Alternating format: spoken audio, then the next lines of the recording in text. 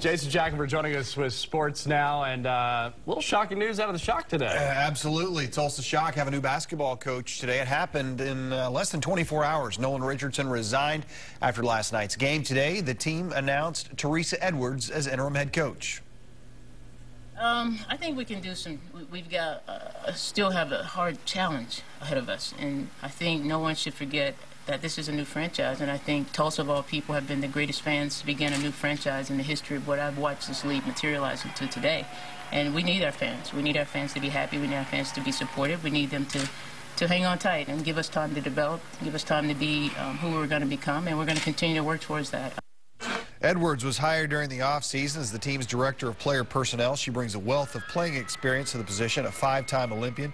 She's the most decorated Olympic basketball player with 4 gold medals and a bronze. Well, the Shock franchise made an immediate splash when they hired Nolan Richardson to coach the new team.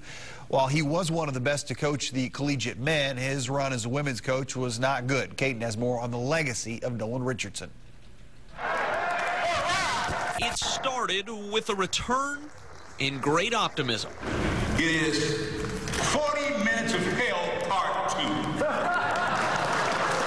That's what it is. Nolan Richardson returning to the city where his coaching legend began 3 decades earlier.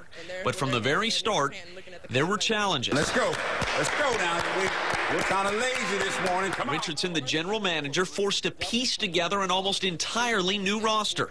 As the losses mounted in Season 1, I've never lost this many games in my life. So too did the trades.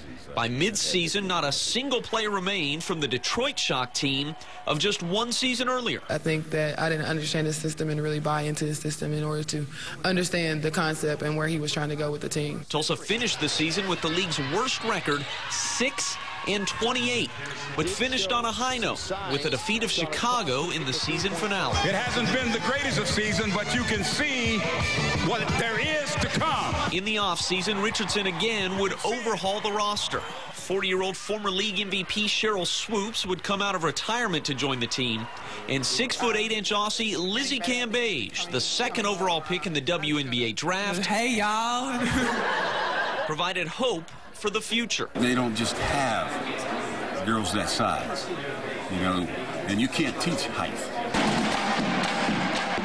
The 2011 season would begin even worse than 2010.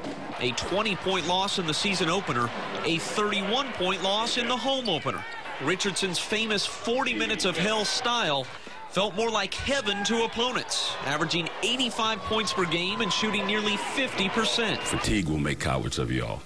And that's how my teams have been based and worked up on.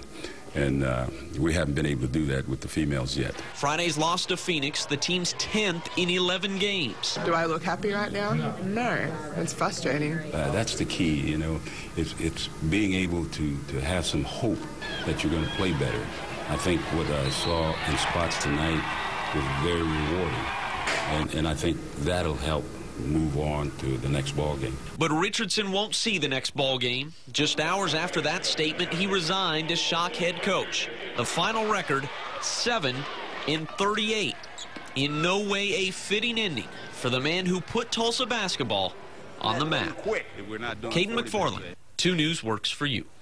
Thank you, Caden. Stay with us. When we come back, we'll update you on the Tulsa Talons. Are playoffs in their future? Stick around. We'll break it down next.